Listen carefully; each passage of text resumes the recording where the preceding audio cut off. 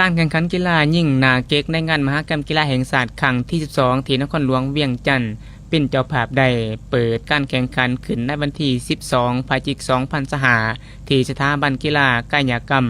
ศรีเกิดนครหลวงเวียงจันทน์ผ่านการแข่งขันแต่เริ่มต้นจนมาหอดวันที่ 17 พฤศจิกายนนี้ใน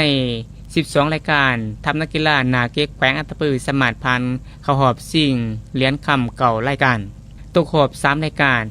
ในนี้หอบชิงเหรียญคำได้ลงแข่งแล้ว 4 รายการสามารถสร้างผลงานคว้าได้ 2 เหรียญคำและ 1 เหรียญทองในนั้น 2 เหรียญคำได้จากรายการทีมหญิง 15 เมตรคือ 1 เหรียญนางพุทธนาลีนินวงศ์ศักดิ์นางพุทธไม้นรสินและนางวันใจพลสุรีและได้จากครูชาย 15 เมตร 1 เหรียญถ่าวคำพุทธโอมวยเมฆถ่าวไอดินสุวรรณีและอีก 1 เหรียญทองได้จากรายการทีมชายระยะ 15 เมตรถ่าววัดวงไส้มวลวงศาถ่าวพักคานจันทพรและถ่าวโตนี